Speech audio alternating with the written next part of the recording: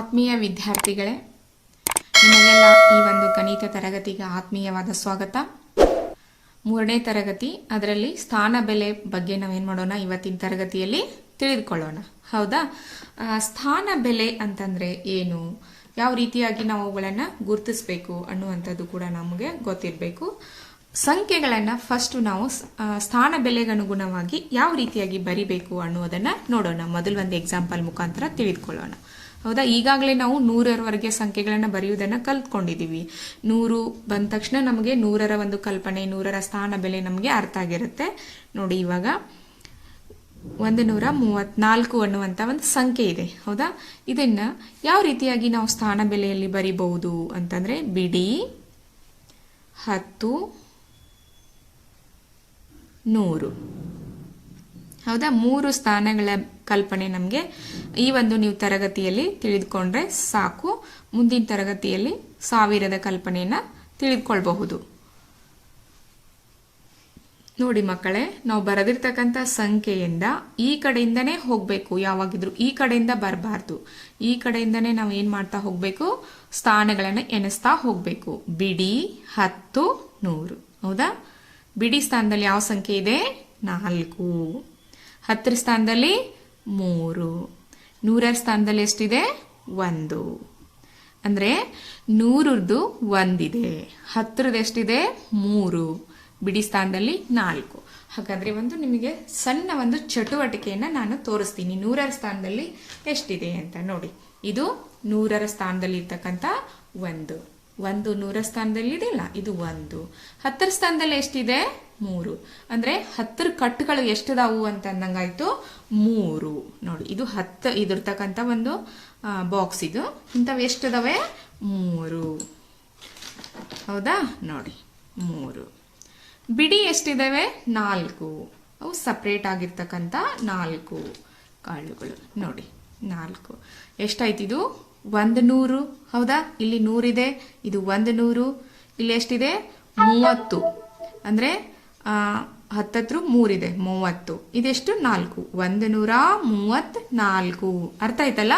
ಈ ರೀತಿಯಾಗಿ ನಾವೇನು ಮಾಡಬೇಕು, ಸ್ಥಾನ ಬೆಲೆಗಳಿಗೆ ಕೊಟ್ಟಿರ್ತಕ್ಕಂಥ ಸಂಖ್ಯೆಗಳನ್ನು ಬರೆದು ತಿಳ್ಕೊಬೇಕಾಗತ್ತೆ. ಗೊತ್ತಾಯ್ತಲ್ಲ? ಈಗ ಇನ್ನೊಂದು ಸಂಖ್ಯೆಯನ್ನು ನೋಡೋಣ. ಹಾಗಾದರೆ ನೋಡಿ, 245. ಹೌದಾ? 245 ಈಗ ಬರೀರಿ ನೋಡೋಣ ನೀವು. ಸ್ಥಾನ ಬೆಲೆ ಪ್ರಕಾರ ಬಿಡಿ ಸ್ಥಾನದಲ್ಲಿ ಎಷ್ಟಿದೆ? 5. ಹೌದಾ? 10ರ ಸ್ಥಾನದಲ್ಲಿ 4. 100ರ ಸ್ಥಾನದಲ್ಲಿ 2 ಬರಿಬೇಕು ಇದೇ ತೆರನಾಗಿ.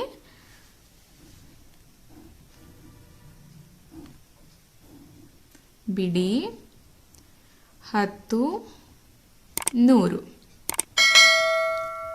ಹಾಗಾದರೆ ಈಗ ಒಂದು ಇದ್ರ ಪ್ರಕಾರ ನಾವೇನು ಮಾಡೋಣ, ತಿಳಿದುಕೊಳ್ಳೋಣ.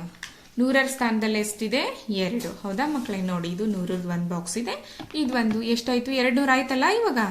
ಹಾಗಾದರೆ 10ರ ಸ್ಥಾನದಲ್ಲಿ ಎಷ್ಟು ಬೇಕು? 10 4. ಹೌದಾ? ನೋಡಿ, 4. ಬಿಡಿ ಸ್ಥಾನದಲ್ಲಿ ಎಷ್ಟಿದೆ? 5. ಹೌದಾ? 5. ನೋಡಿ, 5. 245. 200. 100 2 ಇದೆ ಅಂದರೆ 200. 10 ಎಷ್ಟಿದೆ? 4 ಇದೆ, ಇದು 5. 245. ಅರ್ಥ ಆಯ್ತಲ್ಲ? ಈ ರೀತಿಯಾಗಿ ನಾವು ಏನು ಮಾಡ್ಬೋದು, ಸ್ಥಾನ ಬೆಲೆಯನ್ನು ತಿಳಿದುಕೊಳ್ಬಹುದು. ಹಾಗಾದರೆ ಈಗ ಒಂದು ನಿಮಗೆ ಪುಸ್ತಕದಲ್ಲಿ ಇರ್ತಕ್ಕಂಥ ಅಭ್ಯಾಸವನ್ನು ಬಿಡಿಸೋಣ. ನೋಡಿ, ಇಲ್ಲಿ ಕೊಟ್ಟಿದ್ದಾರೆ. ನೋಡಿ, ಇದು 100ರದ್ದು ಒಂದು ಬಾಕ್ಸ್ ಇದೆ. ಇಲ್ಲಿ ಎಷ್ಟಿದಾವೆ ಕಡ್ಡಿಗಳು? 100 ಇದಾವೆ. 100 ಸೇರಿಸಿ ಒಂದು ಬಾಕ್ಸು. 10 ಎಷ್ಟಿದಾವೆ? 2. ಬಿಡಿಗಳು 4. ಅದನ್ನು ಕೊಟ್ಟಿದ್ದಾರೆ ನೋಡಿ. ಬಿಡಿ ಎಷ್ಟು? 4. 10 2 100 1 124 ಆಯಿತು. ಹಾಗಾದರೆ ಇದನ್ನು ನೀವು ಬರೀತೀರಲ್ಲ, ಹೇಳಿ ನೋಡೋಣ. ಬಿಡಿ ಎಷ್ಟಿದಾವೆ? 1 2 3 4 5 6 7. ಹಾಗಾದ್ರೆ ಬಿಡಿ ಸ್ಥಾನದಲ್ಲಿ ನಾವು ಏನು ಮಾಡಬೇಕು? 7ಅನ್ನು ಬರಿಬೇಕು. 10ರ ಸ್ಥಾನದಲ್ಲಿ ಎಷ್ಟು ಬರಿಬೇಕು? 3. 1 2 3. 100ರ ಸ್ಥಾನದಲ್ಲಿ 4. ಹೌದಾ? ಎಷ್ಟಾಯಿತು? 437. ಅರ್ಥ ಆಯ್ತಲ್ಲ? ನೆಕ್ಸ್ಟ್ ನೋಡಿ, ಹೇಳಿ ನೋಡೋಣ. 1 2 3 4 5 ಎಲ್ಲಿ ಬರಿಬೇಕಿದೆನ ಬಿಡಿ ಸ್ಥಾನದಲ್ಲಿ ಬರಿಬೇಕು. ಇವೆಷ್ಟಿದಾವೆ 1 2 3 4 ಇದಾವೆ 10ರ ಸ್ಥಾನ. ಇವು 2 ಇದಾವೆ 245. ಹಾಂ, ಈಗ ನೆಕ್ಸ್ಟ್ ಲೆಕ್ಕ ನೋಡಿ. ಇಲ್ಲಿ 100 ಎಷ್ಟಿದಾವೆ 4 ಇದಾವೆ. 10 1 2 3 4 5 6 ಇದಾವೆ. ಬಿಡಿ ಸ್ಥಾನದಲ್ಲಿ 1 2 3 4 5 6 7 8. ಹಾಗಾದರೆ ಇದನ್ನೇನು ಮಾಡೋಣ, ಈಗ ಸ್ಥಾನ ಬೆಲೆ ಕೋಷ್ಟಕದಲ್ಲಿ ಬರೆಯೋಣ. ಇಲ್ಲಿ ಬಿಡಿ ಸ್ಥಾನದಲ್ಲಿ 8, ಹೌದಾ. 10ರ ಸ್ಥಾನದಲ್ಲಿ 6, 100ರ ಸ್ಥಾನದಲ್ಲಿ 4. ಎಷ್ಟಾಯ್ತು ಇದು ಓದಿ ನೋಡೋಣ. 468.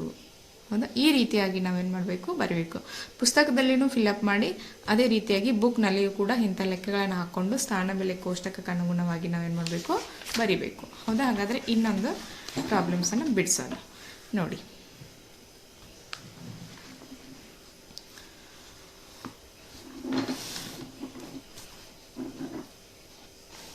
ಇಲ್ಲಿಯೂ ಕೂಡ ಏನು ಮಾಡಿದ್ದಾರೆ, ಸಂಖ್ಯೆಗಳನ್ನು ಕೊಟ್ಟಿದ್ದಾರೆ.